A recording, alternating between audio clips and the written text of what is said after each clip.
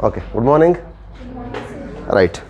So, as we are discussing about the long distance transport mechanism in the plant, we are discussing about the simplest and apoplast pathways. Right. So, what do you mean by simplest and what do you mean by apoplast pathway? Shreyas.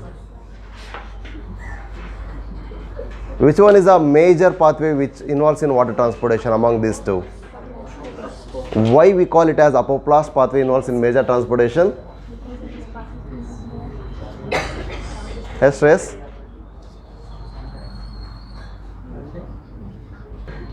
Okay, because we know that apoplast pathway is we call as a major pathway involves in the water transportation than the simplest because of the without any barriers till the Capillary strips, as water which is absorbed through the root hairs to the root epidermis, nothing but the epibulum of the root. Then in the corticular cells we can see the large intercellular space where the freely arranged corticular cells we can see that encourages the inward uptake of the water more than the any other cells. Agare bere cells ಗಳಿಗೆ compare ಮಾಡಿದ್ರೆ the large intercellular space are found in cortex region. Hence that involves in the encouragement of more water accumulation that later enters into the endodermis. That is only the all this pathway up to now what we are talking, that is all about the intercellular space or between the cell wall of a neighboring cells. ಇವೆರಡರಲ್ಲಿ ಆಗ್ತಕ್ಕಂಥದ್ದು. So but now the first it is getting a barrier at the endodermis only in mature plants. But why not in the young plants? As we said, young plants are not having the secondary metabolic deposition like the suberins due to the extra cell wall thickenings are absent. Hence primary wall is permeable to all the molecules. So hence there is no Capillary strip is absorbed in young condition of the stem.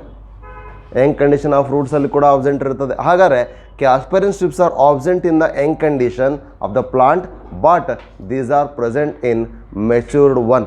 That is not even thickening, that is a uneven thickening. Where there is a thick deposition, that is by the suberin, that makes the impermeability in the endodermis. Hence, instead of passing through the cell walls, neighboring cell walls or the intercellular space, it enters into the thickening where it is absent. In that, it enters into the cytoplasmic strand of endodermis. That cytoplasmic strand is extended through the plasmodesmatal connection that leads to the pericycle and ultimately it enters non-living cell called the trachea or trachea. That is what the tracheary elements of the xylem, especially to the vessels. So now whatever the pathway it has followed, it is all non-living except to the endodermis and pericycle. ಇನ್ನೆಲ್ಲ ಕಡೆನೂ ಕೂಡ ಯಾಕೆಂದರೆ cytoplasmic stand extension ಆಗಿರೋದು ಅಲ್ಲೊಂದು ಬಿಟ್ಟರೆ ಇನ್ನೆಲ್ಲ ಕಡೆನೂ ಕೂಡ ನಾನ್ ಲಿವಿಂಗ್ ಪಾತ್ವೇನ ಫಾಲೋ ಮಾಡ್ತು. ಇಂಟರ್ಸೆಲ್ ಸ್ಪೇಸ್ ಆಗಿರ್ಬೋದು, ನೈಬರಿಂಗ್ ಸೆಲ್ ವಾಲ್ ಆಗಿರ್ಬೋದು ಅಥವಾ ಝೈಲಮಿಗೆ ಎಂಟ್ರಿ ಆಗಿರೋದಾಗಿರ್ಬೋದು. ಬಿಕಾಸ್ ಝೈಲಮ್ ವೆಸಲ್ಸಲ್ಲಿ ಕೂಡ ನಾವು ನಾನ್ ಲಿವಿಂಗ್ ಕಂಡೀಷನ್ಸನ್ನು ನೋಡ್ತೀವಿ ಮೆಚೂರ್ ಒನ್ ಆಗಿರೋದ್ರಿಂದ.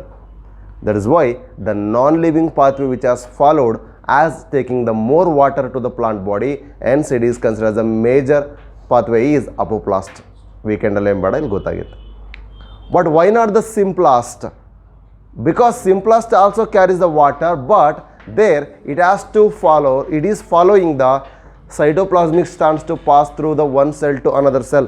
The cytoplasmic strands which are extended are nothing but plasmodesmatal connections. Hence each and every cell it has to cross means there should be a barrier it needs to cross. That's why that is a slow process and carries less water. That's why apoplast is carrying the more and becoming the major pathway in transportation, absorption of water. ಈಗ observe ಆಗಿರ್ತಕ್ಕಂಥ water long distance ತನಕ ಹೋಗೋದು ಹೇಗೆ? ಹಾಗಾದ್ರೆ ಸಿಂಪ್ಲಾಸ್ಟ್ ಅಪೋಪ್ಲಾಸ್ಟ್ ಈ xylem ತನಕ ತಂದುಕೊಟ್ಟು ಹಾಗಾದ್ರೆ ಇಲ್ಲಿಂದ ಮೇಲೆ ಹೇಗೆ ಹೋಗುತ್ತೆ? ಸರ್ ಗ್ರಾವಿಟೇಷನ್ ಫೋರ್ಸ್ ಆಕ್ಟ್ ಮಾಡ್ತಾ ಇದೆ, ಆದರೂ ಕೂಡ ರೂಟ್ ಪ್ರೆಷರ್ ಮೂಲಕ ಪಾಸಿಟಿವ್ ಪ್ರೆಷರ್ ಅಪ್ಲೈ ಇದೆ. ಹಾಗಾದ್ರೆ ನೆಗೆಟಿವ್ ಪ್ರೆಷರ್ ಟ್ರಾನ್ಸ್ಪಿರೇಷನ್ ಮೂಲಕ ಆಗುತ್ತೆ ಅಂತ ಹೇಳ್ತೀರಿ. ಇದರಲ್ಲಿ ಯಾವ ಮೆಕ್ಯಾನಿಸಮಿಂದ ಆ್ಯಕ್ಚುಲಿ ಲಾಂಗ್ ಡಿಸ್ಟೆನ್ಸ್ ಹೋಗುತ್ತೆ ಅಂತ ನೋಡಬೇಕು ಅಂದರೆ we should know the ascent of sap. What is ascent ಅಂದರೆ from the lower to the higher end, that is ascending ಅಂತ ನಮಗೆ ಗೊತ್ತು. ಹಾಗಾದ್ರೆ ಈಗ ಲೋಯರ್ ರೂಟ್ ಮೂಲಕ ಇರತಕ್ಕಂಥ ಝೈಲಮಿಂದ ಅಪ್ಪರ್ ಶೂಟ್ ಟಿಪ್ಪಿಗೆ ಹೋಗಬೇಕು. ರೂಟ್ ಟಿಪ್ಪಲ್ಲಿ ಅಬ್ಸರ್ವ್ ಆಯಿತು. That's why N C R ಟಿಲಿ ರೂಟ್ ಟಿಪ್ ಅಂತ ಮೆನ್ಷನ್ ಮಾಡಿದ್ದಾರೆ. ದಟ್ ನಥಿಂಗ್ ಬಟ್ ರೂಟ್ ಕ್ಯಾಪಿಂದ ಹೋಗುತ್ತೆ ಅಂತ ಅಲ್ಲ. ರೂಟ್ ಟಿಪ್ ಅಂದರೆ ರೂಟಿನ ಅಪೆಕ್ಸ್ ಫಾರ್ಮಲ್ಲಿ ಇರ್ತಕ್ಕಂಥ fine hairs, that is maturation ರೀಜನಲ್ಲಿ ಇದ್ದಾವೆ. ಆ ಟಿಪಿಕಲ್ ರೂಟನ್ನು ನಾವು ಆ ಥರ ಡಿವೈಡ್ ಮಾಡಿದ್ದೀವಿ ಅಷ್ಟೇ. ಹಾಗಂದ್ಬಿಟ್ಟು ರೂಟ್ ಮೆಚುರೇಷನ್ ರೀಜನಲ್ಲಿ ಇಲ್ಲದೆ ಇರ್ತಕ್ಕಂಥದ್ದು ಇಲ್ಲೆಲ್ಲ ಅಬ್ಸರ್ವ್ ಆಗುತ್ತೆ. No, only in the root hairs ಮೂಲಕನೇ ಅಬ್ಸರ್ವ್ ಆಗ್ತದೆ. ಓಕೆ, ಹಾಗಾದ್ರೆ ಈಗ ನೆಕ್ಸ್ಟ್ ಆ ರೂಟ್ ಟಿಪ್ಪಿಂದ ಶೂಟ್ ಟಿಪ್ಪಿಗೆ ಹೋಗಬೇಕು ಅಂದರೆ there is some actual principle behind it is as mass flow. ಓದಿದೀವ ಮಾಸ್ ಫ್ಲೋ ಗೊತ್ತಿದೆಯಲ್ಲ? ಹಾಗಾದರೆ ಇದಕ್ಕೆ ಮಾಸ್ ಫ್ಲೋಗೆ actually there are some forces which are making them to carry the long distance. What are those forces ಅಂದರೆ that is hydrostatic pressure, that is positive hydrostatic pressure or negative hydrostatic pressure.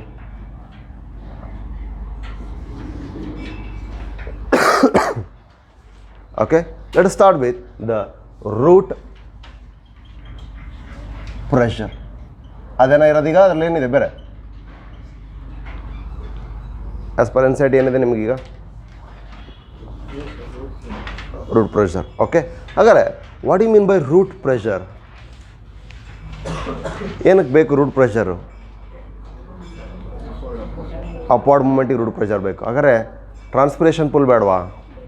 ಅದು ಬೇಕು. ಹಾಗಾದರೆ majorly ಇವೆರಡರಲ್ಲಿ ಯಾವುದು important ನೋಡೋಣ.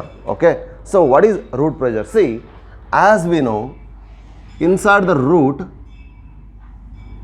we can find the less concentration, inside the root we can find the more concentration of solutes, that is what the mineral nutrients, than the soil, because soil is a direct solution. ಇದನ್ನು mineral uptake ಮಾಡಬೇಕಾದ್ರೆ ಮಾತಾಡ್ತೀವಿ, ಅದನ್ನು ಇಲ್ಲಿ link ಮಾಡ್ತಾ ಇದ್ದೀನಿ ಅಷ್ಟೇ. Okay, ಹಾಗಾದರೆ now the water will enter here in dissolved ions which are also taken up through the water, that is charged particles ಕೂಡ ಏನಾಗುತ್ತೆ, ವಾಟರ್ ಮೂಲಕ ಹೋಗುತ್ತೆ. That is only means is diffusion. But ಇದಕ್ಕಿಂತ ಮೊದಲೇ ಅಯಾನ್ಸ್ ಏನು lower ಕಾನ್ಸಂಟ್ರೇಷನಲ್ಲಿ ಇಲ್ಲಿದ್ದಾವೆ, higher concentration ರೂಟಲ್ಲಿದೆ, that is by active transport. So initially once the ions which have been lower in concentration in the soil have been uptaken by or absorbed by the root by the investment of energy, that is expenditure of ATP, that is active transport, that increased the osmotic concentration in the root, that is osmotic potential is ಏನಾಯ್ತು, ಇಲ್ಲಿಗಿಂತ ಇಲ್ಲಿಗೇನಾಯ್ತು? ಹಾಗಾದರೆ ಈಗ higher potential ಎಲ್ಲಿದೆ? Osmotic potential ಸಾಯಿಲಲ್ಲಿ. Lower potential ಎಲ್ಲಿದೆ? ಇಲ್ಲಿ. ಯಾಕೆಂದರೆ osmotic concentration ಅಂದರೆ solute concentration. The solute concentration in the root is more than the soil. Hence where there is solute concentration is more, solute potential is less. Nothing but water potential is also less. From higher water potential to lower water potential, water will move. Hence the water which is entered due to the osmotic concentration. ಹಾಗಾದರೆ root ಪ್ರೆಷರನ್ನು primarily initiate ಮಾಡಿದ್ದು ಯಾವುದು ಅಂದರೆ that is osmotic concentration.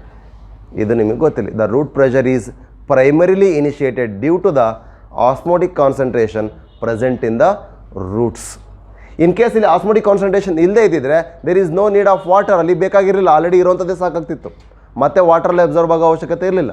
ಹಾಗಾಗಿ the initiator is the osmotic concentration. This a primarily initiator of root pressure. ಈಗೇನಾಯಿತು, the water molecules have been intaken by the roots that formed a pressure due to the entry of water called root pressure. ಹಾಗಾದ್ರೆ root pressure ಬಂತು. So root pressure ಹೇಗೆ initiate ಆಯಿತು, ಅಲ್ಲಿ ಏನಾಗಿದೆ, ಹೇಗೆ build ಆಯಿತು ಅಂತ ಗೊತ್ತಾಯಿತು. ಹಾಗಾದರೆ ಈ ರೂಟ್ ಪ್ರೆಷರ್ ಏನು ಮಾಡುತ್ತೆ next further? That root pressure will leads to the uptake of movement of water for a certain distances up to few metres, but not up to the 70 metres or above that one. Then ಹಾಗಾದರೆ ನಮಗೆ it is not majorly involved in the long distance transport. ಹಾಗಾದರೆ major transportation ಆಗ್ತಿರೋದು root ಪ್ರೆಷರಿಂದ ಅಲ್ಲ, ಬೇರೆ ಯಾವುದೋ ಒಂದು force ಇದೆ ಅಂತ ಗೊತ್ತಾಯಿತು.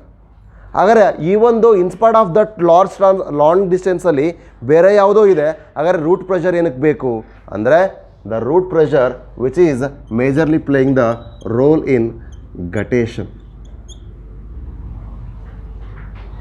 ಅರ್ಥ ಆಗ್ತಿದೆಯಾ? ಸೊ ರೂಟ್ ಪ್ರೆಷರ್ ಈಗ ಗಟೇಷನ್ನಲ್ಲಿ ಇನ್ವಾಲ್ವ್ ಆಗ್ತಾ ಇದೆ.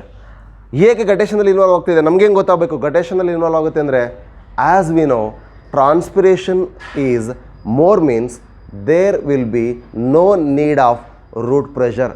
The root pressure is absent or very less in higher transpiration rate. ಈ ಕಂಡೀಷನ್ ನೆನಪಿರಲಿ. At higher transpiration rate, root pressure is absent. There is no need. ಯಾಕೆ ಅಂದರೆ ಕಂಟಿನ್ಯೂಸ್ ಟ್ರಾನ್ಸ್ಪಿರೇಷನ್ ಆಗ್ತಾನೆ ಇದೆ ಅಂದರೆ ಒಂದು ಸಲ ರೂಟ್ ಪ್ರೆಷರ್ ಎಕ್ಸಿಸ್ಟ್ ಆದರೆ ಸಾಕು, ಮತ್ತೆ ಅದು ರೂಟ್ ಪ್ರೆಷರ್ ಬಿಲ್ಡ್ ಆಗೋ ಅವಶ್ಯಕತೆ ಇಲ್ಲ. ನೀವು ಕಂಪ್ಲೀಟಾಗಿ ಒಂದೇ ಚಾನಲ್ ಹೋಗ್ತಾನೆ ಇರ್ತೀರಿ. ಮಧ್ಯದಲ್ಲಿ ಸಂಕ್ರಾಂತಿಗೆ ರಜನೋ ಇನ್ನಾದೋ ರಜನೋ ಬಂದಾಗ ಚಾನಲ್ ಏನಾಗುತ್ತೆ, ಬ್ರೇಕ್ ಆಗುತ್ತೆ. ಮತ್ತೆ ರೂಟ್ ಚಾನಲನ್ನು ನಾನು ಮತ್ತೇನು ಮಾಡಬೇಕು, ಪ್ರೆಷರೈಸ್ ಮಾಡಿ ರೀಬಿಲ್ಡ್ ಮಾಡಬೇಕು.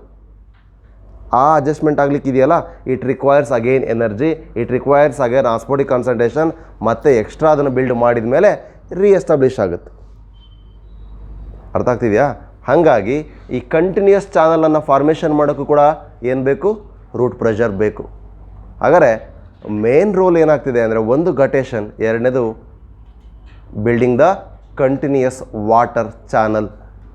ಯಾವಾಗ ಟ್ರಾನ್ಸ್ಪಿರೇಷನ್ ರೇಟಲ್ಲಿ ಆಲ್ಟ್ರೇಷನ್ ಆಗ್ತದೆ, ಟ್ರಾನ್ಸ್ಪಿರೇಷನ್ ರೇಟ್ ಡೌನ್ ಆಗ್ತದೆ, ಆ ಟೈಮಲ್ಲಿ ವಾಟರ್ ಅಪ್ಟೇಕ್ ಆಗುವಂಥದ್ದು ಕೂಡ ಬ್ರೇಕ್ ಆಗುವಂಥ ಚಾನ್ಸಸ್ ಇರುತ್ತೆ. ಓಕೆ, ಇದನ್ನು ಟ್ರಾನ್ಸ್ಪಿರೇಷನ್ ಅಂತ ಮಾತಾಡ್ಬೇಕಾದ್ರೆ ಈ ಚಾಪ್ಟರ್ಲಿ ಕೂಡ ನಾವು ಅಲ್ಲಿ ಮೆನ್ಷನ್ ಮಾಡ್ತೀವಿ 2 ರೀಸನ್ಸನ್ನು, ಅದನ್ನಲ್ಲಿ ನೋಡುವ ಏನಕ್ಕೆ ಅಂತ. ಹಾಗಾದರೆ ವಾಟ್ ಈಸ್ ಗಟೇಷನ್ ಅಂತ ನೋಡೋಣ. ರೂಟ್ ಪ್ರೆಷರ್ ಏನಕ್ಕೆ ಬೇಕು ಅಂತ ಗೊತ್ತಾಯ್ತಲ್ಲ. What is guttation? The loss of water in the form of droplet by the water stomata called hydrothodes. So where actually the hydrothodes are present? So in the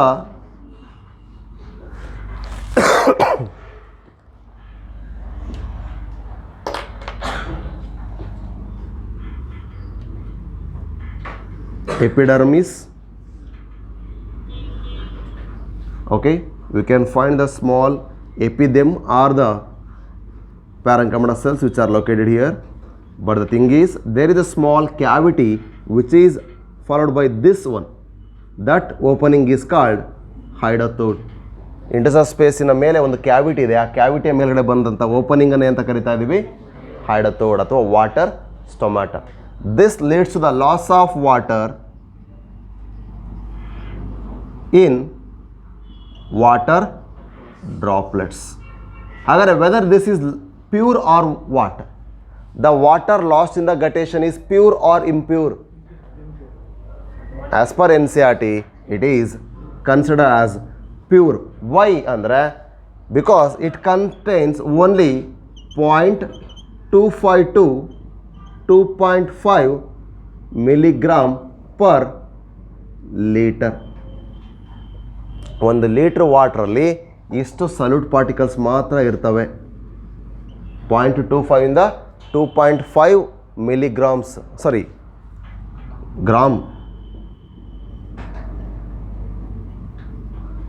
grams ಇರುತ್ತೆ. 0.25 grams to 2.5 gram per litre. ಹಾಗಾಗಿ ಇದನ್ನು ನಾವೇನಂತ consider ಮಾಡ್ತಿದ್ದೀವಿ, seldomly it is consider as pure.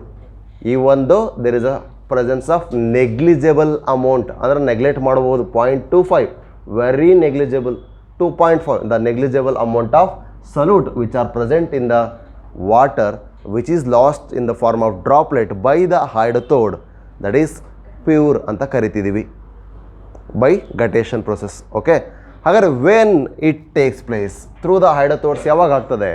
The hydrothodes are more active in the early morning and also the late evening. Same ನಮ್ಮ academic timings. Early in the morning, late in the evening, they are more active. Clear? So ಹಾಗಾದರೆ the water which is lost by the guttation is more during the early morning and also in the late evening. Preferably early morning ನಾವು ಇದನ್ನು notice ಮಾಡ್ತೀವಿ. ಹಂಗೆ ಅಂದ್ಕೊಂಡ್ರೆ ತಪ್ಪು ನಾವು. ಯಾಕೆ ಅಂದರೆ ಭಾಳಷ್ಟು ಮಂದಿ ನಾವೇನು ಅಂದ್ಕೊಂಡಿವಿ, ಏನು ಮಾರ್ನಿಂಗ್ ಡ್ಯೂಸ್ ಅಂತ ಕಾಣುತ್ತೇವೆ ಅದೆಲ್ಲದು ಕೂಡ ಗಟೇಷನಿಂದ ಬಂದಿರೋದು ಅಂತ. ನೋ, ಅಲ್ಲಿರ್ತಕ್ಕಂಥ ವಾಟರ್ ಪ್ರೆಸಿಪಿಟೇಟ್ ಆಗಿ ಮೀನ್ಸ್ ಮಿಸ್ಟ್ ಇರ್ತಕ್ಕಂಥದ್ದು ಪ್ರೆಸಿಪಿಟೇಟ್ ಆಗಿ ವಾಟರ್ ಮೇಲ್ಗಡೆ ಪ್ರೆಸೆಂಟ್ ಆಗಿರ್ಬೋದು. But it is only found the tips. ನಾನು ಇಲ್ಲಿ ಬರೆದಿರೋದು ಕೂಡ ಅದಕ್ಕೇ ಇಲ್ಲಿ ಮತ್ತು ಇಲ್ಲೆಲ್ಲೋ ಬರೆದಿಲ್ಲ. Exactly at the tip of the leaf if it is present, that water droplet is the result of gation. ಎಲ್ಲ ಡ್ಯೂಸನ್ನು ನೋಡಿ ನೀವು ಗಟೇಷನಿಂದ ಬಂದಿದೆ ಅಂತೇಳಿ ಐಡೆಂಟಿಫೈ ಮಾಡ್ತಾ ಹೋದರೆ ಅಲ್ಲಿ ನಿಮಗೆ ಬೇರೆ ಬೇರೆ ಕಾನ್ಸಂಟ್ರೇಟೆಡ್ ಸೊಲ್ಯೂಷನ್ ಸಿಗ್ತವೆ, ಡೈಲ್ಯೂಟೋ ಅಥವಾ ಇನ್ಯಾವುದೋ ಸಿಗ್ತದೆ. ಹಾಗಾದರೆ ಎಕ್ಸಾಕ್ಟ್ಲಿ ಐಡೋಥೋಡಿಂದ ಲಾಸ್ ಆಗಿರತಕ್ಕಂಥದ್ದು ಏನಾಗಿರುತ್ತೆ, it is present at the tip of the leaf. Usually we can seen that ಯಾವುದು ಟೊಮೆಟೊ ಲೀಫಲ್ಲಿ ನೋಡ್ಬೋದು, ಮೋಸ್ಟ್ ಆಫ್ ದ ಗ್ರಾಸಸಲ್ಲಿ ನೋಡ್ಬೋದು. ಗ್ರಾಸಸಲ್ಲಂತೂ ಯೂಶುವಲ್ ಆಗಿ ನೋಡ್ತೀವಿ. ಡೈಕಾಟ್ಸಲ್ಲೂ ಕೂಡ ನೋಡಲ್ವ ಅಂದರೆ ಡೈಕಾಟ್ಸಲ್ಲೂ ಕೂಡ ನೋಡ್ತೀವಿ, ಸೊಲ್ನೆಸಿ ಮೆಂಬರ್ಸಲ್ಲೂ ಕೂಡ ಕಾಮನಾಗಿ ಕಾಣಿಸ್ತದೆ. ವೆನ್ ಹಾಗಾದರೆ ಗಟೇಷನ್ ಯಾವಾಗ ಆಗ್ತದೆ, early morning and late evening ಅಂತ ಹೇಳಿದ್ವಿ. ಯಾಕೆ ಅವಾಗೇ ಆಗ್ತದೆ? When the transpiration rate is dropped or when the transpiration is very less, like the canopies ಅಂದರೆ ಎವರ್ಗಿನ್ ಫಾರೆಸ್ಟ್ಗಳಲ್ಲಿ, ಅಥವಾ ಆ ಲೈಕ್ ದ ಕೆನೋಪೀಸ್ ಏನಾಯಿತು ಹಾಗಾದ್ರೆ ಕೆಳಗಡೆ ಇರ್ತಕ್ಕಂಥ ಪ್ಲಾಂಟ್ಸ್ಗಳಲ್ಲಿ ಏನಾಗುತ್ತೆ, ಎಕ್ಸ್ಟ್ರಾ ಟೆಂಪ್ರೇಚರ್ ಮೇಲ್ಗಡೆಯಿಂದ ಬೀಳಲ್ಲ, ಅಲ್ಲಿ ಕಂಪ್ಲೀಟ್ಲಿ ಹ್ಯೂಮಿಡ್ ಕಂಡೀಷನ್ ಇರುತ್ತೆ. ವಾಟರ್ ಲಾಸ್ ಏನಾದರೂ ಕೂಡ ಮತ್ತು ಅಲ್ಲಿ ಯಾವಾಗಲೂ ಕೂಲ್ನೆಸ್ಸನ್ನೇ ಮೇಂಟೈನ್ ಮಾಡುತ್ತೆ. ಎವರ್ಗ್ರೀನ್ ಫಾರೆಸ್ಟ್ ಒಳಗಡೆ ಹೋದರೆ ಎ ಸಿಗಿಂತ ಕೂಲ್ನೆಸ್ ಇರುತ್ತೆ, ರೈಟ್. ಹಾಗಾದರೆ ಆ ಲೆವೆಲಿನ ಕಂಡೀಷನ್ ಇದೆ ಅಂದರೆ ಅಲ್ಲಿ ಲಾಸ್ ಆಫ್ ವಾಟರ್ ಆಗ್ತಾಯಿಲ್ಲ ಕೆಳಗಡೆ ಲೋಯರ್ ಸ್ಟ್ರಾಟದಲ್ಲಿ. ಆ ಲೋಯರ್ ಸ್ಟ್ರಾಟದಲ್ಲಿ ಇರ್ತಕ್ಕಂಥ ಪ್ಲಾಂಟ್ಗಳು ಏನಾಗ್ತವೆ, ಆ ಸ್ಟ್ರಾಟಮಲ್ಲಿ ಅಂದರೆ ಆ ಲೇಯರಲ್ಲಿ ಇರ್ತಕ್ಕಂಥ ಪ್ಲಾಂಟ್ಸ್ಗಳಲ್ಲಿ ವಾಟರ್ ಲಾಸ್ ಆಗಬೇಕು. ಬಟ್ ಅಬ್ಸರ್ವ್ ಆಗಿರ್ತಕ್ಕಂಥ ವಾಟರು 95% ಹೆಚ್ಚು ಲಾಸೇ ಆಗ್ತದೆ ಟ್ರಾನ್ಸ್ಪಿರೇಷನ್ ಮೂಲಕ. ಅಂದರೆ ಆ್ಯಸ್ ಪರ್ NCERT 99% ಅಂತ ಮೆನ್ಷನ್ ಮಾಡಿದ್ದೀವಿ. ಹಾಗಾದರೆ 1% ಮಾತ್ರ ಯುಟಿಲೈಸ್ ಆಗ್ತಾ ಇದೆ, ರೈಟ್, ಫೋಟೋಸಿಂಥಸಿಸ್ಗೆ. ಹಾಗಾದರೆ ಉಳಿದಂಥದ್ದು ಏನಾಗ್ತಿದೆ, ಲಾಸ್ ಆಗಿದೆ. ಹಾಗಾದ್ರೆ ಆ ಎಕ್ಸ್ಟ್ರಾ ವಾಟ್ರನ್ನ ಲಾಸ್ ಆಗದೆ ಹಾಗೆ ಉಳಿತು, ಟ್ರಾನ್ಸ್ಪಿರೇಷನ್ ಆಗದೆ ಉಳಿತು ಅಂದರೆ ಅದೆಲ್ಲದೂ ಕೂಡ ಲಾಸ್ ಆಗಬೇಕು. ಹಾಗಾಗಿ ಓವರ್ ನೈಟ್ ಅಂದರೆ ಲೇಟ್ ಈವ್ನಿಂಗಿಂದ ಅರ್ಲಿ ಮಾರ್ನಿಂಗ್ ಒಳಗಡೆ ಒಂದು ಟಿಪಿಕಲ್ ಪ್ಲಾಂಟು ಮಿನಿಮಮ್ ಅಂದರೂ 100 ml ವಾಟ್ರನ್ನ ಲಾಸ್ ಮಾಡುತ್ತೆ ಗಟೇಷನ್ ಮೂಲಕ. It losses 100 ml over a night. ಒಂದು ಟಿಪಿಕಲ್ ಪ್ಲಾಂಟು ಒಂದು ರಾತ್ರಿಯಲ್ಲಿ ಅರ್ಲಿ ಮಾರ್ನಿಂಗ್ ತನಕ, ಲೇಟ್ ಈವ್ನಿಂಗಿಂದ ಅರ್ಲಿ ಮಾರ್ನಿಂಗ್ ತನಕ ಒಂದು typical normal herbaceous plant 100 ml loss ಮಾಡುತ್ತೆ. ಥಿಂಕ್ ಮಾಡಿರಿ. ಹಾಗಾದ್ರೆ ಲಾರ್ಜ್ ಪ್ಲಾಂಟ್ಸ್ಗಳಲ್ಲಿ ಗಟೇಷನ್ ಆಗಲ್ವಾ ಅನ್ನೋ, ಗಟೇಷನಲ್ಲಿ ಆಗಲ್ಲ. ಯಾಕೆಂದರೆ ಲಾರ್ಜ್ ಪ್ಲಾಂಟ್ಸಲ್ಲಿ ಗಟೇಷನ್ಗಿಂತ ಟ್ರಾನ್ಸ್ಪಿರೇಷನ್ ಪುಲ್ಲೇ ಜಾಸ್ತಿ ಇರುತ್ತೆ. ಪುಲ್ ಜಾಸ್ತಿ ಇದೆ, ಟ್ರಾನ್ಸ್ಪಿರೇಷನ್ ಕಾಮನ್ ಆಗುತ್ತೆ. ಹಾಗಾಗಿ ಲೋಯರ್ ಪ್ಲಾಂಟ್ಸಲ್ಲಿ ಕಾಮನ್ ಆಗಿ ಏನಾಗುತ್ತೆ, ಗಟೇಷನ್ ಆಗುತ್ತೆ.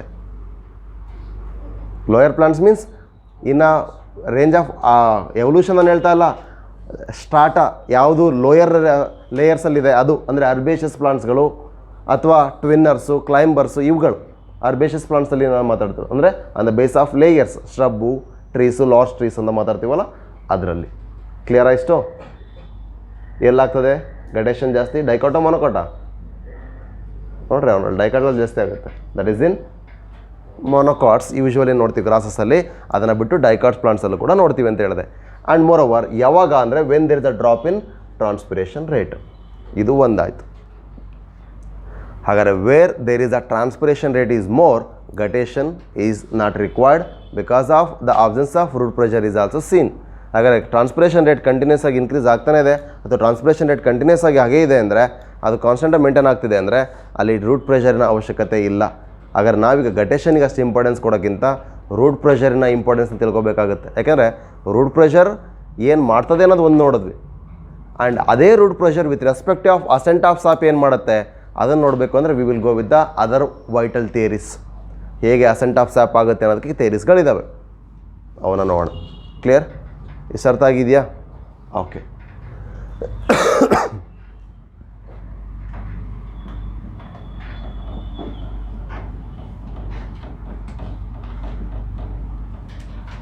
So which are the vital theories?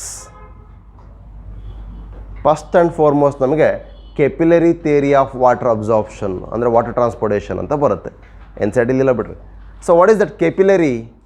There is a small narrow tube which will take the water without or any of the solution without aid of energy. Extra ಎನರ್ಜಿನ ಅದು ತೊಗೊಳ್ಳದೆ, ಅಂದರೆ ATP ಆಗಲಿ ಅಥವಾ ಇನ್ಯಾವುದು ಬೇಡ, ಯಾವುದಾದ್ರು ಒಂದು ಲಿವಿಂಗ್ ಸಿಸ್ಟಮಲ್ಲ ರೆಡಿ, ನಾನ್ ಲಿವಿಂಗ್ ಸಿಸ್ಟಮಲ್ಲ ರೆಡಿ, ಒಂದು ಕೆಪಿಲರಿನ ನೀವು ಪ್ಲೇಸ್ ಮಾಡಿದ್ರೆ easily the water or whatever the solution will be get uptaken through it. That is the same they conveyed here, that is the capillary theory ಅಂತ ಹೇಳಿದರು.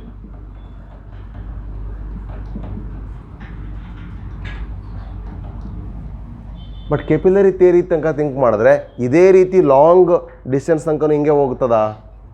No. ಹಾಗಾದರೆ already reservoir ಒಳಗಡೆ ಜಾಸ್ತಿ water ಇರಬೇಕು. ಇದು continuous process, ಹಂಗೆ ಆಗೋದೇ ಇಲ್ಲಲ್ಲ. ಹಾಗಿದ್ಮೇಲೆ ಕೆಪಿಲರಿ ಥಿಯರಿಯನ್ನು ನಾವು ಅಷ್ಟು ಅಕ್ಸೆಪ್ಟ್ ಮಾಡಲ್ಲ. ಇನಿಷಿಯಲ್ ಡೇಸಲ್ಲಿ ಅದಕ್ಕೆ ಅಕ್ಸೆಪ್ಟ್ ಮಾಡಿದ್ರು ಕೂಡ ಅದು ರಿಜೆಕ್ಟ್ ಮಾಡ್ತೀವಿ. ನೆಕ್ಸ್ಟ್ ಏನಾಗುತ್ತೆ, it comes to the root pressure theory. ಈಗ ಜಸ್ಟ್ ಏನು ನೋಡೋದವಲ್ಲ ರೂಟ್ ಪ್ರೆಷರ್ ಅಂತ, ಅದೇ ರೀತಿಯಾಗಿ ವಾಟ್ರ್ ಮಾಲಿಕ್ಯೂಲ್ಸ್ಗಳು ರೂಟಿಂದ ಅಪ್ಟೇಕ್ ಆಗಿದ್ದಂಥದ್ದು ಲಾಂಗ್ ಡಿಸ್ಟೆನ್ಸ್ ಹೀಗೆ ಕಂಟಿನ್ಯೂಸ್ಲಿ ಮೂವ್ ಆಗಲಿಕ್ಕೆ ಸ್ಟಾರ್ಟ್ ಆಗ್ತವೆ ಅಂತ ಹೇಳ್ತಾರೆ. ಎಲ್ಲಿ ತನಕ ಹೋಗ್ತದೆ? ರೂಟಿಂದ ಪ್ರೆಷರ್ ಅಷ್ಟೊಂದು ಎಕ್ಸರ್ಟ್ ಆಗುತ್ತಾ ಅಂದರೆ no, only up to the certain distance root pressure will be applied. ಯಾಕೆಂದರೆ ಪಾಸಿಟಿವ್ ಪ್ರೆಷರ್ ಎಲ್ಲಿ ತನಕ ಪುಷ್ ಮಾಡೋಕ್ಕೆ ಸಾಧ್ಯ ಆಗುತ್ತೆ? Till the long distance 70 metres and above ಅಲ್ಲಿ ತನಕ ಪುಷ್ ಮಾಡಲಿಕ್ಕೆ ರೂಟಿಂದ ಸಾಧ್ಯ ಇದೆಯಾ? ನೋ. ಹಾಗಾಗಿ ಈ ಥಿಯರಿನೂ ಕೂಡ ಇನಿಷಿಯಲಿ ಅಕ್ಸೆಪ್ಟ್ ಮಾಡ್ತೀವಿ, ಆನಂತರ ಇದನ್ನು ಕೂಡ ಡಿಸ್ಪ್ರೂವ್ ಮಾಡ್ತೀವಿ. ಹಾಗಾದರೆ ಈ ರೂಟ್ ಪ್ರೆಷರ್ ಥಿಯರಿ ಇನಿಷಿಯೇಟ್ ಮಾಡಿದ್ದೇನೋ ರೈಟ್, ಆದರೆ ಇದಕ್ಕಿಂತ ಹೆಚ್ಚಿಗೆ ಇನ್ಯಾವುದೋ ಒಂದು ಲಾಂಗ್ ಡಿಸ್ಟೆನ್ಸಲ್ಲಿ ಇನ್ವಾಲ್ವ್ ಆಗ್ತಾ ಇದೆ ಅಂದರೆ then it comes to cohesion,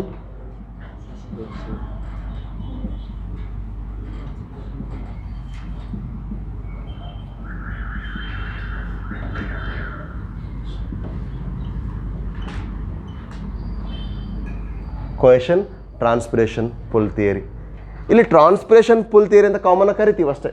ಕೊಯೇಷನ್ ಅಂದರೂ ಅದೇ, ಇದರೊಳಗಡೆ ಸೇರ್ತಕ್ಕಂಥ ಒಂದು ಪ್ರಿನ್ಸಿಪಲ್ ಅಷ್ಟೇ, ಅಂದರೆ forces which is acting on that one. ಹಾಗಾದರೆ ಟ್ರಾನ್ಸ್ಪಿರೇಷನ್ ಪುಲ್ಲಿಗೆ ಕೊಯೇಷನ್ ಕೂಡ ಒಂದು ಇಂಪಾರ್ಟೆಂಟ್ ಅಂತ ಅಲ್ಲಿ ಮೆನ್ಷನ್ ಮಾಡ್ತಾ ಇದ್ದೀವಿ. ಈಗೇನು ಜಸ್ಟ್ ಇಲ್ಲಿ ನೋಡಿದ್ದೀವಲ್ಲ, ಈ ಚಾನಲ್ ಫಾರ್ಮೇಷನ್ ಆಗಲಿಕ್ಕೆ ಬೇಕಾಗಿರ್ತಕ್ಕಂಥದ್ದು. Okay, let's see why we are not only saying transpiration pull, along that prefix is added called cohesion. ಯಾಕೆಂದರೆ ಟ್ರಾನ್ಸ್ಪಿರೇಷನ್ ಪುಲ್ ಎಷ್ಟೇ ಆಗ್ತಾ ಇದ್ರೂ ಕೂಡ ಆ ಚಾನಲ್ ಕಂಟಿನ್ಯೂಸ್ ಆಗಿ ಹೋಗಲಿಕ್ಕೆ ಮ್ಯೂಚುವಲಿ ಅಟ್ರಾಕ್ಷನ್ ಬೇಕು. That is what cohesion. ಹಾಗಾದರೆ how the transpiration pull is taking place ಅಂದರೆ, C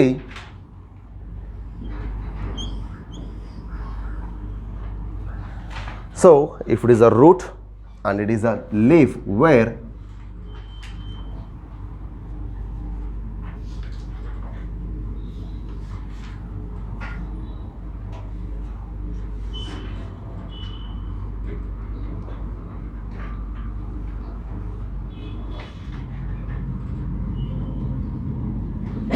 right, so loss of water will usually takes place from the stomata in the vapor form, that is transpiration. The loss of water in the form of vapor taking place through the stomata, that is called transpiration. Again, when does the transpiration actually takes place? During daytime. So daytime ಅಲ್ಲಿ stomata ಯಾಕೆ loss ಮಾಡುತ್ತೆ ವಾಟರ್ನ ಅಂದರೆ, stomata is usually open in daytime in regular plants except CAM. Crassulacean acid metabolism ತೋರಿಸ್ತಕ್ಕಂಥ plant ಬಿಟ್ಟರೆ ಇನ್ನೆಲ್ಲ ಪ್ಲಾಂಟ್ಸಲ್ಲೂ stomata is open during day time. ಹಾಗಾದ್ರೆ night time ಏನಾಗಿರುತ್ತೆ? ಕ್ಲೋಸ್ ಆಗಿರುತ್ತೆ. ಓಕೆ, ಹಾಗಾದ್ರೆ ಈಗ water which is already present due to the root ಪ್ರೆಷರ್ಲಿ ವಾಟರ್ ಇಲ್ಲಿಗೆ ಅಪ್ಟೇಕ್ ಆಗಿದೆ.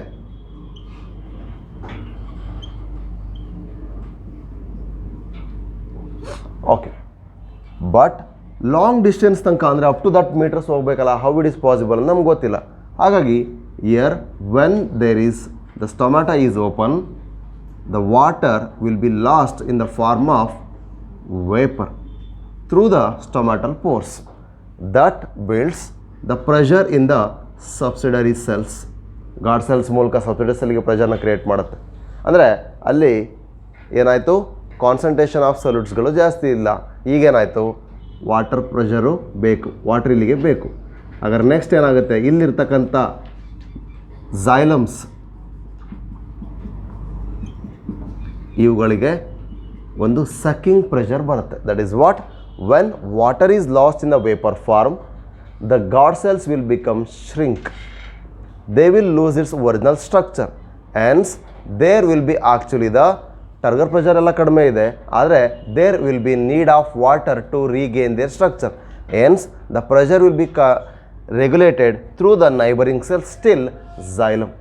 When the xylem gets this pressure, automatically there will be a sucking pressure created by the trachary elements of xylem till it gets the water. Elli tanka water sigala alli tanka it makes a strong pressure.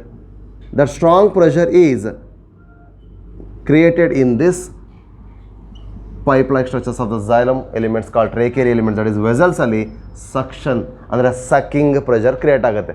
That is what negative hydrostatic pressure. ಈಗ negative hydrostatic ಪ್ರೆಷರಿಂದ ಏನಾಯಿತು, ವಾಟರ್ನ ಸಕ್ ಮಾಡಲಿಕ್ಕೆ ಝೈಲಮ್ಮು full ಮಾಡ್ತಾ ಇದೆ. ಎಲ್ಲಿ ತನಕ full ಮಾಡುತ್ತೆ, ಎಲ್ಲಿ ತನಕ ವಾಟರ್ ಸೋರ್ಸ್ ಸಿಗುತ್ತೆ ಅಲ್ಲಿ ತನಕ ಅದು ಹೋಗುತ್ತೆ, ಅಲ್ಲಿಂದ ಅದನ್ನು ಪುಲ್ ಮಾಡಿಕೊಂಡು ತೊಗೊಂಬರ್ಲಿಕ್ಕೆ ರೆಡಿ ಆಗುತ್ತೆ. ಪುಲ್ ಮಾಡಲಿಕ್ಕೆ ಇದು ರೆಡಿ ಇದೆ, ಆದರೆ ಅದನ್ನು ಪುಲ್ ಮಾಡೋ ಟೈಮಲ್ಲಿ ಈಸಿಯಾಗಿ ಕಳಿಸ್ಕೊಡ್ಬೇಕಲ್ಲ. ಈ ಕಡೆನೂ ಎಳಿತಾ ಇದ್ದೀರಿ, ಆ ಕಡೆನೂ ಎಳಿತಾ ಇದ್ದೀರಿ, ಯಾವ ಕಡೆಯಿಂದ ಹೋಗುತ್ತೆ? ಯಾವ ಕಡೆ ಇನ್ ಕೇಸ್ ಜಾಸ್ತಿ ಪ್ರೆಷರ್ ಇರುತ್ತೆ ಆ ಕಡೆ ಹೋಗುತ್ತೆ. ಇನ್ ಕೇಸ್ ಅಗರ್ ಇಲ್ಲಿ ಗ್ರಾವಿಟೇಷನಲ್ ಫೋರ್ಸ್ ಅಪ್ಲೈ ಆದರೆ, ಗ್ರಾವಿಟೇಷನಲ್ ಪುಲ್ ಆದರೆ ವಾಟರ್ ಚಾನಲ್ ಬ್ರೇಕ್ ಆಗುತ್ತೆ.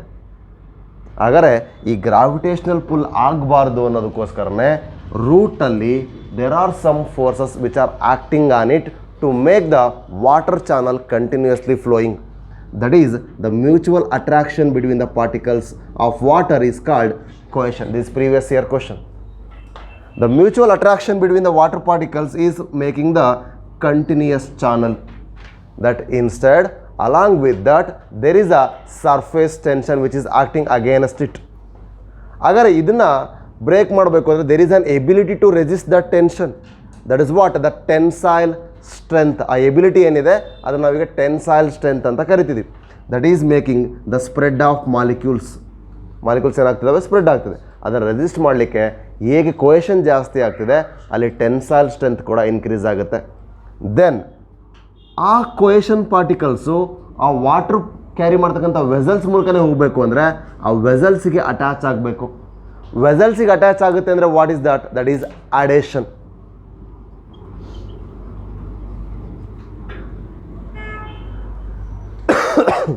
ಸೊ ಕೊಯೇಷನ್ ಜೊತೆಗೆ ಸರ್ಫೇಸ್ ಟೆನ್ಷನಿನ ಜೊತೆಗೆ ಬಂದಂಥದ್ದು ಟೆನ್ಸೈಲ್ ಸ್ಟ್ರೆಂತ್. ಸೊ ಇವುಗಳಿಗೆ ಮೇನ್ ಡ್ರೈವಿಂಗ್ ಫೋರ್ಸ್ ಏನಪ್ಪ ಅಂದರೆ ಅಡೇಷನ್ ಆ್ಯಂಡ್ ಸರ್ಫೇಸ್ ಟೆನ್ಷನ್. ಇವೆರಡೂ ಸೇರಿ ಏನು ಮಾಡ್ತವೆ? It forms a continuous water channel. ಇದಕ್ಕೆ ಮೇಯ್ನಾಗಿ ಈ continuous water channel short distance ಹೋಗ್ತಾ ಇದೆ ಅಂದರೆ that is by the capillary force. Capillary ಅಂದರೆ small narrow tube which is present in the xylem vessels which will take the water to certain distances. ಇದು ಈಸಿಯಾಗಿ ಕಳಿಸ್ತು. ಹಾಗೆ ಪುಷಿಂಗ್ ಫೋರ್ಸ್ ಏನಾಯಿತು, positive hydrostatic ಇತ್ತು, ಈಗ ಅದನ್ನು ಪುಲ್ ಮಾಡಲಿಕ್ಕೆ ಈಸಿಯಾಗಿ ರೂಟ್ ಪ್ರೆಷರ್ ಏನು ಮಾಡ್ತು, ಕಂಟಿನ್ಯೂಯಸ್ ವಾಟರ್ ಚಾನಲನ್ನು ಫಾರ್ಮೇಷನ್ ಮಾಡಿಕೊಡ್ತು. ಈ ಕಂಟಿನ್ಯೂಯಸ್ ವಾಟರ್ ಚಾನಲಿಂದ ಪಾಸಿಟಿವ್ ಇದ್ದಿದ್ದು ಈಗ ಎಕ್ಸ್ಟ್ರಾ ಪ್ರೆಷರು pulling force ಬರ್ತದೆ. that pulling force is by the suction pressure or sucking pressure by the transpiration pull. ಈಗ ಏನು ಮಾಡುತ್ತೆ, ಈ ಮಾಲಿಕ್ಯೂಲ್ಸ್ಗಳನ್ನ ಇದು ಅಪ್ಟೇಕ್ ಮಾಡ್ಕೊಂಡು ಹೋಗ್ತಾ ಹೋಗುತ್ತೆ. Till where the actually requirement. Till ಅಂದರೆ ಎಲ್ಲಿಗೆ ನಮಗೆ ಪ್ರೆಷರ್ ಕ್ರಿಯೇಟ್ ಮಾಡೋಕ್ಕೆ ಇನಿಷಿಯೇಟ್ ಮಾಡಿದ್ವಲ್ಲ, ಆ ಟರ್ಗರ್ ಪ್ರೆಷರ್ ಕಡಿಮೆ ಆಗಿತ್ತಲ್ಲ ಆ ಸೆಲ್ಸ್ಗಳಿಗೆ. ಟರ್ಗರ್ ಪ್ರೆಷರ್ ಕಮ್ಮಿ ಆಗಿರೋದಲ್ಲಿ ಸ್ಟೊಮ್ಯಾಟಾದಲ್ಲಿ, ಅಂದರೆ ಪ್ಲಾಸಿಡಿಟಿ ಬಂದು ನಿಂತಿದೆ, ಈಗ ಆ ಸೆಲ್ಸ್ಗಳಿಗೆ ಹೋಗ್ಬಿಟ್ಟು ಫಿಲಪ್ ಆಗುತ್ತೆ. ಅಂದರೆ ಇನಿಷಿಯಲಿ ಬಲ್ಜ್ ಆಗಿರೋ ಸೆಲ್ಲು ಈಗ ಕಂಪ್ಲೀಟ್ಲಿ ಲಿಟ್ಲ್ ಬಿಟ್ ನ್ಯಾರೋ ಆಗಿದೆ. ಹಾಗಾದ್ರೆ ಈಗ ಇಲ್ಲಿ ಬಂದು ವಾಟರ್ ಏನಾಯಿತು, ಅಪ್ಟೇಕ್ ಆಯಿತು. ವಾಟರ್ ಜೊತೆಗೆ ಅಯಾನ್ಸ್ಗಳು ವಿಚ್ ಆರ್ ಡಿಸಾಲ್ವ್ಡ್ ಅಂದರೆ ಚಾರ್ಜ್ಡ್ ಪಾರ್ಟಿಕಲ್ಸ್ ಏನಿದ್ವು ಅವುಗಳು ಕೂಡ ಇಲ್ಲಿ ತನಕ ಮೂವ್ಮೆಂಟ್ ಆಗ್ತವೆ. ಈ ರೀತಿಯಾಗಿ ಮಿನರಲ್ ನ್ಯೂಟ್ರಿಷನ್ಸು ಕೂಡ ಇದ್ರ ಜೊತೆ ಅಪ್ಟೇಕ್ ಆಯಿತು. ಅಂದರೆ ಮೇನ್ಲಿ ವಾಟರ್ ಅಪ್ಟೇಕು ಅಂದರೆ ಅಸೆಂಟ್ ಆಫ್ ಸ್ಯಾಪ್. ಯಾಕೆ ಸ್ಯಾಪ್ ಅಂತ ಕರಿತಿದ್ದೀನಿ ಅಂದರೆ ವಾಟರ್ ಪ್ಲಸ್ ಸಲ್ಯೂಟ್ ಎರಡೂ ಕೂಡ ಇಲ್ಲಿ ಡಿಸಾಲ್ವ್ ಆಗಿ ಒಂದು ಕನ್ಸಂಟ್ರೇಷನಲ್ಲಿ ಹೋಗ್ತಾ ಇದ್ದಾವೆ. ಅದನ್ನು ನಾವು ಸ್ಯಾಪ್ ಅಂತ ಕರಿತೀವಿ. ಅದು ಝೈಲಮ್ ಮೂಲಕ ಹೋದರೆ ಝೈಲಮ್ ಸ್ಯಾಪ್, ಅಥವಾ ಫ್ಲೋಯಮಲ್ಲಿದ್ದರೆ ಅದನ್ನು ಫ್ಲೋಯಮ್ ಸ್ಯಾಪ್ ಅಂತ ಕರಿತೀವಿ. Anything that is dissolved in the water is called sap ಅಂತ ಕರಿತೀವಿ ಫಸ್ಟ್. ಆ ನಂತರ ಅದು ಇಲ್ಲಿ ತನಕ ಮೂವ್ಮೆಂಟ್ ಆಗುತ್ತೆ. ಹಾಗಾದರೆ transpiration pull that may leads to up to 300 metres 400 metres ತನಕ ಕೂಡ ಕ್ಯಾರಿ ಮಾಡುವಂಥ ಪೊಟೆನ್ಷಿಯಲಿಟಿ ಇರುತ್ತೆ. ಅರ್ಥ ಆಗ್ತೀಯಾ? That is why long distance ಅಂದರೆ ದಟ್ ಈಸ್ ಬೈ ಕೊಯೇಷನ್. ಹಾಗಾದರೆ ಕೊಯೇಷನ್ನಿನ ಮೇನ್ ರೋಲ್ ಏನು? Maintaining the continuous channel. Transpiration ಪುಲ್ಲಿನ ಕೆಲಸ ಏನು? Taking that continuous channel into the long distance. ಹಾಗಾಗಿ cohesion, transpiration, pull theory proposed by, it is CET question, Dixon and ಮತ್ತೆ ಎರಡೂ ಸೇರಿ ನೀವು ಡಾಲಿ ಅಂತ ಬರ್ದಿರಿ. ಓಕೆ, ಹೆಂಗಾರು ಕ್ರಾಸ್ ಮಾಡ್ಕೊಂಡು ಎರಡೆರಡು ವರ್ಡ್ ಬರ್ತವೆ, ಹುಷಾರು ಅಷ್ಟೇ. Dixon and jolly. So these 2 person proposed this one. ಅರ್ಥ ಆಗ್ತಿದೆಯಾ?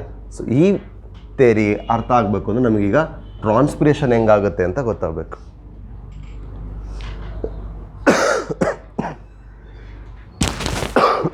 ಕ್ಲಿಯರ್ ಆಯಿತು? ಅರ್ಥ ಆಯ್ತಾ? Okay, coming to transpiration. ಅದೇನ ಇರೋದು? ಓಕೆ, ಇದಂಗೆ ಕವರ್ ಆಗುತ್ತೆ ನೋಡಿ.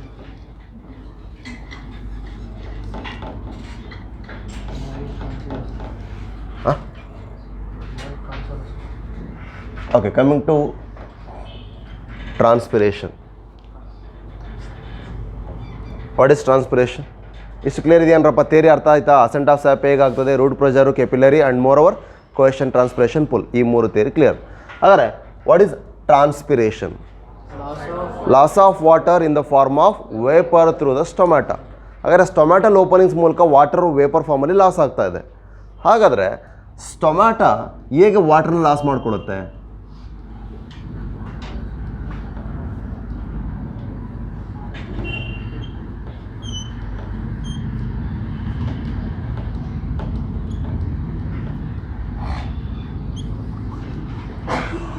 ಎಸ್,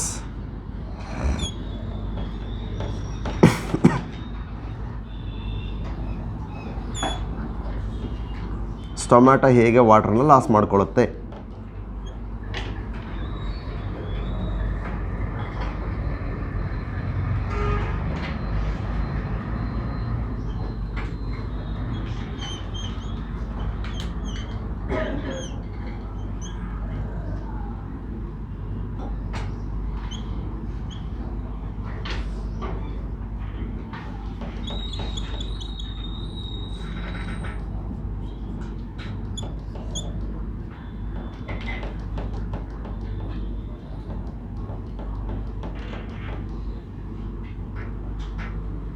ಏನಿದೆ ಹಂಗಾರೆ?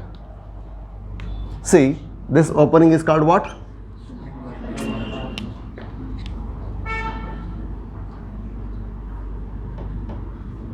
Stomatal opening is nothing but it is stomatal aperture or stomatal pore. This pore is, or the opening or aperture is guarded or covered by the small bean shaped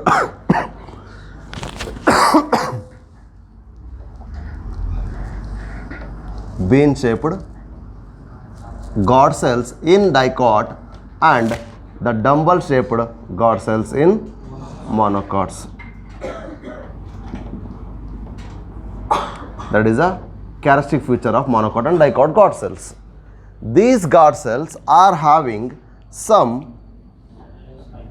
chloroplast inside it. Guard cells alla chloroplast irutte iralva?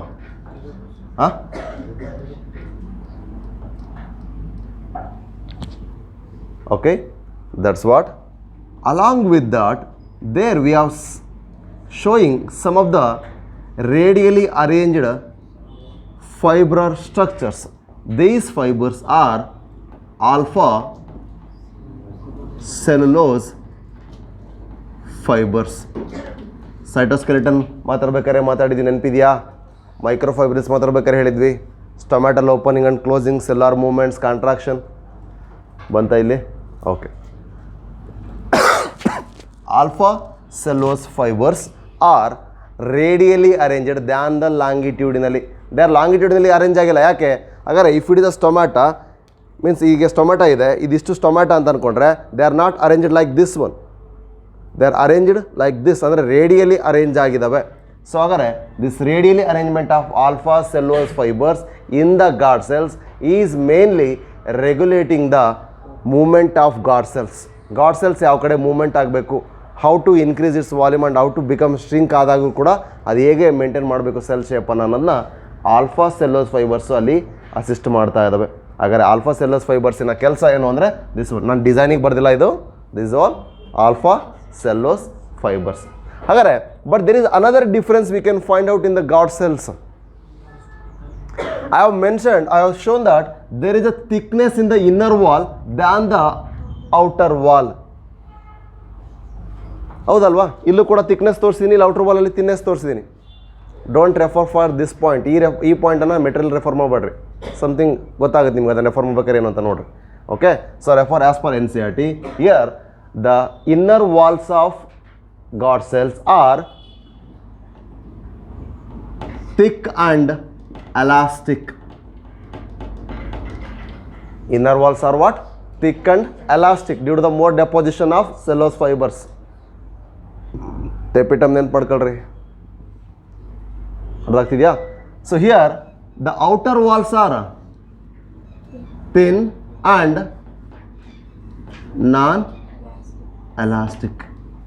This is about of guard cell. Agar a guard cell which is guarding the stomatal aperture or opening or a pore, which is having a alpha cellulose fibers which are radially arranged on the guard cells, makes the movement of guard cells which is assisting in. Then they are more thick at the inner walls and are elastic, but they are thin and they are non-elastic on the outer walls. These guard cells are further guarded or supported by the parenchymal cells called subsidiary cells. So this is showing the typical dicot stomatal structure or stomatal apparatus. ಯಾಕೆ apparatus ಅಂತಂದರೆ ಪೋರು ಮತ್ತು guard cells ಸೇರಿದಾವಲ್ಲ ಇವೆಲ್ಲವೂ ಸೇರಿ. But here this is showing a typical guard cell and stomatal aperture of a monocot one. ಕ್ಲಿಯರಾ? So ಈ ರೀತಿಯಾಗಿದೆ. ಹಾಗಾದರೆ ಆ್ಯಕ್ಚುಲಿ ಓಪನಿಂಗ್ ಆ್ಯಂಡ್ ಕ್ಲೋಸಿಂಗ್ ಹೆಂಗೆ ಅಸಿಸ್ಟ್ ಆಗುತ್ತೆ?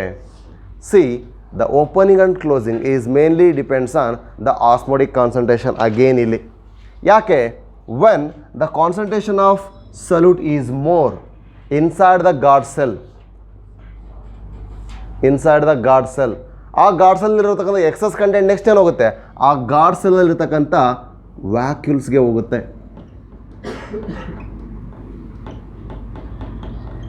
ಪ್ಲಾಂಟ್ ಸೆಲ್ ಅಂದಮೇಲೆ ಅದು ಕ್ಯಾರೆಕ್ಟರ್ ಫ್ಯೂಚರೇ, ಪ್ರತಿಯೊಂದು ಸೆಲ್ಲಲ್ಲೂ ವ್ಯಾಕ್ಯೂಲ್ ಇದೇ ಇರುತ್ತೆ, large or small whatever, but maximum portion ಅದೇ ಇರುತ್ತೆ. ಹಾಗಾದ್ರೆ ಈಗ ವ್ಯಾಕ್ಯೂಲ್ ಒಳಗಡೆ ಕೂಡ ನೆಕ್ಸ್ಟ್ ಏನಾಗುತ್ತೆ? ಕಾನ್ಸಂಟ್ರೇಷನ್ ಡೆಪಾಸಿಟ್ ಆಗ್ತದೆ, ಸ್ಟೋರೇಜ್ ಆಗ್ತಕ್ಕಂಥದ್ದೆಲ್ಲ ಅಲ್ಲೇನೆ ನಮ್ಗೆ ಗೊತ್ತು. ಹಾಗಾದ್ರೆ ಈಗೇನಾಗ್ತಿದೆ? The concentration than the other cells, subsidiary ಸೆಲ್ಸಿಗೆ ಕಂಪೇರ್ ಮಾಡಿದ್ರೆ ಅಥವಾ ಅದರ್ ಸರೌಂಡಿಂಗ್ ಸೆಲ್ಸ್ಗೆ ಕಂಪೇರ್ ಮಾಡಿದ್ರೆ the concentration of solute is increased in the guard cells in day time. ಯಾಕೆ ಅಂದರೆ due to the photosynthesis the active assimilation of the carbon dioxide will take place that leads to the formation of carbohydrates. That carbohydrate is transported in the form of sucrose. That sucrose is enters into the guard cell ಅಥವಾ ಇಲ್ಲೇ produce ಆಗಿರ್ಬೋದು. ಯಾಕೆಂದರೆ photosynthesis ಆಗಲಿಕ್ಕೆ chloroplast ಕೂಡ ಇದ್ದಾವೆ. ಹಾಗಾದರೆ photosynthesis ಆಗ್ತಾ ಹೋದಾಗ ಶುಗರ್ ಅಕ್ಯುಮುಲೇಟ್ ಆಗುತ್ತೆ. ಆ ಶುಗರ್ ಅಕ್ಯುಮುಲೇಟ್ ಆಗ್ತಾ ಹೋದಾಗ ಅದು ಸ್ಟೋರೇಜ್ ಆಗಬೇಕು ಎಕ್ಸಸ್ ಆದರೆ. ಬಟ್ ಈಗ ಅಲ್ಲಿ ಇನ್ಕ್ರೀಸ್ ಏನಾಯಿತು? ಕಾನ್ಸಂಟ್ರೇಷನ್ ಆಫ್ ಸಲ್ಯೂಟ್ ಆಯಿತು. ಸೊ ಶುಗರ್ ಕಾನ್ಸಂಟ್ರೇಷನ್ ಜಾಸ್ತಿ ಆಗಿದೆ ಅಂದರೆ the water potential is less, ಎನ್ಸ್ it takes water from the surrounding. Now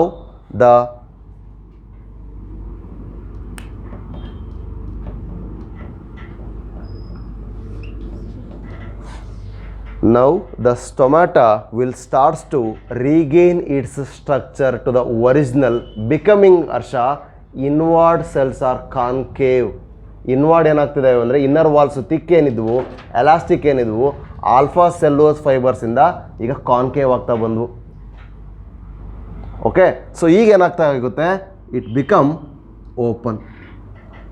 Pramoda, ಈಗ ಡೇ ಟೈಮಲ್ಲಿ ಏನಾಗ್ತಿದ್ದು? ಓಪನ್ ಆಯಿತು. ಯಾಕೆ ಅಂದರೆ ಶುಗರ್ ಕಾನ್ಸಂಟ್ರೇಷನ್ ಇಲ್ಲ ಅಕ್ಯುಮುಲೇಟ್ ಆಗಿದ್ದರಿಂದ ವಾಟರ್ ಒಳಗಡೆ ಎಂಟ್ರಿ ಆಯಿತು. ವಾಟರ್ ಒಳಗಡೆ ಅಟೈನ್ ಆದಾಗ ಟರ್ಜಿಡಿಟಿ ಏನಾಯಿತು? ಸೆಲ್ಲಿಂದು ಇನ್ಕ್ರೀಸ್ ಆಯಿತು. ಟರ್ಗರ್ ಪ್ರೆಷರ್ ಇನ್ಕ್ರೀಸ್ ಆಗ್ತಾ ಹೋದಂಗೆ ಸೆಲ್ ಏನಾಗ್ತಾ ಹೋಗುತ್ತೆ? ಬಲ್ಜ್ ಆಯಿತು. ಹಾಗಾದರೆ ಬಲ್ಜ್ ಆಗಿರೋದ್ರಿಂದ ಅದರ ರೀಗೇನ್ ಆಯಿತು ಪ್ರಾಪರ್ಟಿ. ನಾನು ಆಗಲಿ ತೋರಿಸಿದಂತೂ ಓಪನ್ ಆಗಿರ್ತಕ್ಕಂಥ. ಈಗ ನಾನು ಅದಕ್ಕೆ ಶೇಡ್ ಮಾಡಿದ್ದು ಯಾಕೆ ತೋರಿಸಿದೆ ಅಂದರೆ ಕ್ಲೋಸ್ಡ್ ಕಂಡೀಷನಲ್ಲಿ ಈಗಿತ್ತು. ಈಗೇನಾಯಿತು?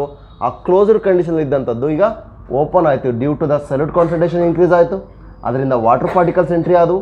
ವಾಟರ್ ಎಂಟ್ರಿ ಆದಾಗ ಅದು ಆಲ್ಫಾ ಸೆಲ್ಲಸ್ ಫೈಬರ್ಸ್ ಮೂಲಕ ಮೂಮೆಂಟ್ ಆಫ್ ಗಾರ್ಡ್ ಸೆಲ್ಸನ್ನು ಒರಿಜಿನಲ್ ಸ್ಟೇಜ್ಗೆ ರಿಎಸ್ಟಾಬ್ಲಿಷ್ ಮಾಡುತ್ತೆ. ಹಾಗಾಗಿ ಥಿಕ್ ಎಲಾಸ್ಟಿಕ್ ಇನ್ನರ್ ವಾಲ್ ಏನಾಗುತ್ತೆ? ಕಾನ್ಕೇವ್ ಆಗುತ್ತೆ. ಕಾನ್ಕೇವ್ ಆದ ತಕ್ಷಣ ಅದು ಓಪನ್ ಆಯಿತು. ನೆಕ್ಸ್ಟ್ ಹಂಗಾರೆ ಈ ಶುಗರ್ ಏನಾಯ್ತು ಇಲ್ಲೊಳಗೆ? ನೆಕ್ಸ್ಟ್ ಡ್ಯೂ ಟು ದ ಮೆಟಬಾಲಿಸಮಲ್ಲಿ ಸೊಲ್ಯೂಷನ್ ಜೊತೆ ಮಿಕ್ಸ್ ಆಗಿ ಅದು ಸೊಲ್ಯೂಷನ್ ಆಗಿರ್ಬೋದು, ಯೂಸ್ ಆಗ್ಬೋದು. ಆ್ಯಂಡ್ ಯೂಸ್ ಆಗದೆ ಎಕ್ಸ್ಟ್ರಾ ಉಳಿದಿರ್ತಕ್ಕಂಥದ್ದು ಏನಾಗುತ್ತೆ? That accumulates in the vacuole as starch. Starch ಆಗಿ ಡೆಪಾಸಿಟ್ ಆಗ್ತಾ ಹೋಗುತ್ತೆ. ಈ ಸ್ಟಾರ್ಚು ಮತ್ತೆ ಯಾವಾಗ ಬ್ರೇಕ್ ಡೌನ್ ಆಗುತ್ತೋ ಅಲ್ಲಿ ತನಕ ನಮಗೆ ವಾಟ್ರ್ ಇಲ್ಲಿ ಬರಲ್ಲ. ಹೌದಾ? ಹಾಗಾದ್ರೆ ಈಗ ಸ್ಟಾರ್ಚ್ ಅಕ್ಯುಮುಲೇಷನ್ ಆಗ್ತಾ ಹೋದಾಗೆ ಸಲ್ಯೂಟ್ ಕಾನ್ಸಂಟ್ರೇಷನ್ ಏನಾಯ್ತು ಇಲ್ಲ ಒಳಗೆ, ಸಲ್ಯೂಟ್ ಕಾನ್ಸಂಟ್ರೇಷನ್ ಏನಾಯಿತು, ಜಾಸ್ತಿ ಆಗುತ್ತಾ? ಶುಗರ್ ಇರೋದೀಗ ಸ್ಟಾರ್ಚ್ ಆಗಿ ಆರ್ಗ್ಯಾನಿಕ್ ಮೆಟೀರಿಯಲ್ಗೆ ಡೆಪಾಸಿಟ್ ಆಗ್ತಾ ಇದೆಯಲ್ಲ, ಸೊ ಈಗ ಸ್ಟಾರ್ಚ್ ಏನಾಗ್ತಾ ಹೋಯ್ತು, ಇನ್ಕ್ರೀಸ್ ಆಯಿತು. ಹಾಗಾದ್ರೆ ಸಲ್ಯೂಟ್ ಕಾನ್ಸಂಟ್ರೇಷನ್ ಏನಾಗ್ತಾ ಹೋಯ್ತು, ಡಿಕ್ರೀಸ್ ಆಯಿತು. ಸಲ್ಯೂಟ್ ಕಾನ್ಸಂಟ್ರೇಷನ್ ಡಿಕ್ರೀಸ್ ಆದರೆ ವಾಟರ್ ಪೊಟೆನ್ಷಿಯಲ್ ಏನಾಯಿತು, ಜಾಸ್ತಿ ಆಯಿತು. ಈಗ ಏನಾಗುತ್ತೆ, ವಾಟರ್ ಪಾರ್ಟಿಕಲ್ಸ್ ಇಲ್ಲಿಂದ ಹೊರಗಡೆ ಹೋಗುತ್ತೆ. ವಾಟರ್ ಪಾರ್ಟಿಕಲ್ ಹೊರಗಡೆ ಹೋದಾಗ cell will loses its water. Ultimately water lose ಆಗ್ತಾ ಇದೆ, ಇಟ್ ವಿಲ್ ಬಿಕಮ್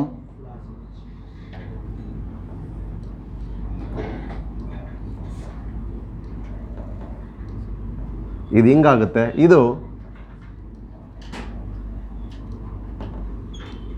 ಹೀಗಾಗುತ್ತೆ. ಯಾಕೆ ಅಂದರೆ ಸಿ ಈಗ ಈ ಕಂಡೀಷನ್ ಇದು ದಿಸ್ ಇಸ್ ಕ್ಲೋಸ್ಡ್ ಕಂಡೀಷನ್. ಈ ಥರ ಕೊಟ್ಟಿವಿ ಅಂದರೂ ಕೂಡ ಅದು closed condition. So due to the less ionic concentration the solute particles are decreased in the guard cell, that leads to the higher water potential in the guard cells. That water will exit from that one, that leads to exosmosis. ಇಲ್ಲಿಂದ ಈಗ ಹೊರಗಡೆ ಹೋಯ್ತು water, ಈ ಸೆಲ್ಲಿಂದ ಎಕ್ಸಾಸ್ಮೋಸಿಸ್ ಆಯಿತು. ಹಾಗಾದರೆ water ಕಡಿಮೆ ಆಗ್ತಾ ಹೋದಾಗ inward cells will become straight. ಅಂದರೆ ಏನಾಗ್ತಾ ಹೋಗುತ್ತೆ, they will come to near, ಎರಡೂ ಗಾರ್ಡ್ ಸೆಲ್ಸಿನ ಇನ್ನರ್ ವಾಲ್ಸು ನಿಯರ್ ಬೈ ಬರ್ತವೆ. That will shrinks the cells. ಹಾಗಾದರೆ ಒರಿಜಿನಲ್ ಶೇಪ್ ಏನಾಯ್ತು, ಈಗ ಲಾಸ್ ಆಯಿತು. ನಾವೇನು ಕ್ಯಾರೆಸ್ಟಿಕ್ ಫ್ಯೂಚರ್ ಡಂಬಲ್ ಶೇಪು ಮೊನೊಕಾಟಲ್ಲಿ ಅಥವಾ ಕ್ಯಾರೆಸ್ಟಿಕ್ ಬೀನ್ ಶೇಪ್ ಅಂತ ಕರಿತೀವಿ, ಆ ಯೂನಿಫಾರ್ಮ್ ಸ್ಟ್ರಕ್ಚರ್ ಹೋಯ್ತು. ಆ ಯೂನಿಫಾರ್ಮ್ ಗಾರ್ಡ್ ಸೆಲ್ಸ್ ಈಗ ವರ್ಟಿಕಲ್ ಸ್ಟ್ಯಾಂಡ್ಸ್ ಥರ ಕಾಣಿಸ್ತಾ ಇದ್ದಾವೆ. That is called closed condition in night time.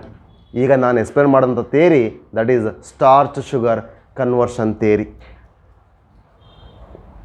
But N C R ಟಿಯಲ್ಲಿ ಸ್ಟಾರ್ಚ್ ಶುಗರ್ ಅಂತಲೂ ಹೇಳಿಲ್ಲ, ಪೊಟ್ಯಾಷಿಯಮ್ ಮ್ಯಾಲೆಟ್ ಅಂತಲೂ ಮೆನ್ಷನ್ ಮಾಡಿಲ್ಲ. ಯಾಕೆಂದರೆ ಒಟ್ಟಲ್ಲಿ ಕಾನ್ಸಂಟ್ರೇಷನ್ ಏನು ಚೇಂಜಸ್ ಆಗುತ್ತೆ, ಅದ್ರ ಮೂಲಕ ಯಾವ ರೀತಿ ಅಪ್ಟೇಕ್ ಆಗುತ್ತೆ, ಅದ್ರ ಮೂಲಕ ಹಾಗೆ ಟರ್ಜಿಡ್ ಆಗಿದ್ದು ಮತ್ತು ವಾಪಸ್ ನಾರ್ಮಲ್ ಸ್ಟೇಜಿಗೆ ಹೋಗುತ್ತೆ ಅಂತ ತೋರಿಸ್ತಾ ಹೋಗಿದ್ದೀವಿ. ಮತ್ತು ಲಾಸ್ ಆದಾಗ ಹೇಗೆ ನಾರ್ಮಲ್ ಶೇಪನ್ನು ಕಳ್ಕೊಂಡು ಅದು ಶ್ರಿಂಕ್ ಆಗುತ್ತೆ ಅನ್ನೋದನ್ನು ಎಕ್ಸ್ಪ್ಲೇನ್ ಮಾಡಿದ್ದೀವಿ. ಅದಕ್ಕೆ ನಾನು ಒಂದು ರಿಲೇಟ್ ಮಾಡ್ಕೊಂಡು ನಿಮಗೆ ಒಂದು ಥಿಯರಿ ಹೇಳಿದೆ ಅಷ್ಟೇ. ಇದೇ ರೀತಿ there is a potassium malate theory. Potassium malate uptake theory ಏನು ಎಕ್ಸ್ಪ್ಲೇನ್ ಮಾಡುತ್ತೆ, ಹಾಗಾದ್ರೆ ಇದಕ್ಕಿಂತ ವೆಲ್ ಅಕ್ಸೆಪ್ಟೆಡ್ ಥಿಯರಿ ಅಂದರೆ that is potassium malate theory. ಯಾಕೆ? ಪೊಟ್ಯಾಷಿಯಮ್ ಮ್ಯಾಲೆಟ್ ಡಿಸೋಸಿಯೇಟ್ ಆಯಿತು ಅಂದರೆ ಅಲ್ಲೇನಾಗುತ್ತೆ, ಕ್ಲೋಸ್ ಆಗ್ತದೆ. ಪೊಟ್ಯಾಷಿಯಮ್ ಮ್ಯಾಲೆಟ್ ಫಾರ್ಮೇಷನ್ ಆಯಿತು ಅಂದರೆ ಅಲ್ಲಿ ಸ್ಟೊಮ್ಯಾಟೋ ಓಪನ್ ಆಗುತ್ತೆ. ಹೇಗೆ ಅದು ನೋಡೋಣ. ಇಷ್ಟು ಕ್ಲಿಯರ್ ಆಗಾರೆ ಟ್ರಾನ್ಸ್ಪಿರೇಷನ್ ಹೇಗಾಗುತ್ತೆ ಅಂತ. Is it clear? ಆ ಟ್ರಾನ್ಸ್ಪಿರೇಷನ್ ಹೇಗಾಗುತ್ತೆ ಅನ್ನೋದು ಒಂದು ಹೇಳಿದೆ, ಅದ್ರ ಜೊತೆಗೆ ಅದಕ್ಕೊಂದು ಥಿಯರಿ ಹೇಳಿದ್ದೀನಿ. That is what starch sugar inter conversion theory. ಈಗ ಮತ್ತೆ ಸ್ಟಾರ್ಚ್ ಇರೋದು ಶುಗರಾಗಿ ಕನ್ವರ್ಟ್ ಆಗ್ತಾ ಇದೆ ಅಂತ ಅಂದ್ಕೊಡ್ರಿ. ಯಾವಾಗ ಫೋಟೋಸಿನ್ಸ್ ಆಗ್ತಾ ಇಲ್ಲ, ಶುಗರ್ ಆಗಿ ಡೆವಲಪ್ ಆಗಿದೆ, ಆಗ ಕಾನ್ಸಂಟ್ರೇಷನ್ ಜಾಸ್ತಿ ಆಯಿತು, ಮತ್ತೆ ವಾಟರ್ ಅಪ್ಟೇಕ್ ಆಗುತ್ತೆ, ಮತ್ತೆ ನಾರ್ಮಲ್ ಸ್ಟೇಜಿಗೆ ಬರುತ್ತೆ.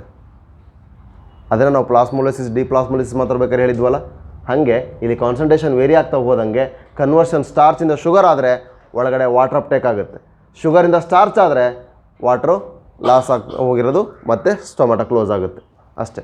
Starch to sugar open, sugar to starch close. ನೆನ್ಪಿಡ್ತಾರೆ. ಕ್ಲಿಯರಾ? ಈಗ next that is potassium malate ion theory. ಈ ಪೊಟ್ಯಾಷಿಯಮ್ ಮ್ಯಾಲೆಟ್ ಅಯಾನ್ ಥಿಯರಿ ಹೇಗಾಗುತ್ತೆ ಇದನ್ನು ನೆಕ್ಸ್ಟ್ ಕ್ಲಾಸಲ್ಲಿ ಹೇಳ್ತೀನಿ. ಇಲ್ಲ ಕನ್ಕ್ಲೂಡ್ ಮಾಡಲಾ? ಪಾಸ್ಟ್ ಆಗ್ತದೆ ಅಂತ ಏನೋ ಅಂದ್ರಂತೆ, ಅದಕ್ಕೆ ಕಂಟಿನ್ಯೂ ಮಾಡಲಾ ಸ್ಟಾಪ್ ಮಾಡಲಾ? ಸ್ಟಾಪ್ ಮಾಡೋಣ. ಯಾಕೆಂದರೆ ಇನ್ನು ಟ್ರಾನ್ಸ್ಪಿರೇಷನ್ ಯಾವಾಗ ಜಾಸ್ತಿ ಆಗುತ್ತೆ, ಟ್ರಾನ್ಸ್ಪಿರೇಷನ್ ರೇಟನ್ನು ಅಫೆಕ್ಟ್ ಮಾಡ್ತಕ್ಕಂಥ ಫ್ಯಾಕ್ಟರ್ಸ್ ಯಾವುದು ಅಂದರೆ ಇಂಟರ್ನಲ್ಲಿ ಆಗಿರ್ಬೋದು, ಈ ಎಕ್ಸ್ಟರ್ನಲ್ಲಿ ಲೈಟ್ ಟು ಟೆಂಪ್ರೇಚರ್ ಆಗಿರ್ಬೋದು ಅಥವಾ ವಿಂಡ್ ಆಗಿರ್ಬೋದು, ವೈ ನಾಟ್ ದ ಬ್ರೀಸ್, ಇವೆಲ್ಲದನ್ನು ಕೂಡ ಡಿಸ್ಕಸ್ ಮಾಡೋದಿದೆ. ಹಾಗಾಗಿ not to be in hurry, we will stop up to this. Transpiration ಅಂದರೆ ಏನು and interconversion of sugar starch ನೋಡಿದ್ದೀವಿ. ನೆಕ್ಸ್ಟ್ ಪೊಟ್ಯಾಷಿಯಮ್ ಮ್ಯಾಲೆಟ್ ಥಿಯರಿ ಹೇಗೆ ರೋಲನ್ನು ಪ್ಲೇ ಮಾಡುತ್ತೆ, ಅಲ್ಲಿ ಅಬ್ಸಿಸಿಕ್ ಆಸಿಡ್ ರೋಲ್ ಏನಿರುತ್ತೆ ಅಥವಾ ಆಸ್ಪಿರಿನ್ ರೋಲ್ ಏನಿರುತ್ತೆ, ಇವುಗಳನ್ನೆಲ್ಲ in the next session we will discuss. Is it clear? Okay, thank you.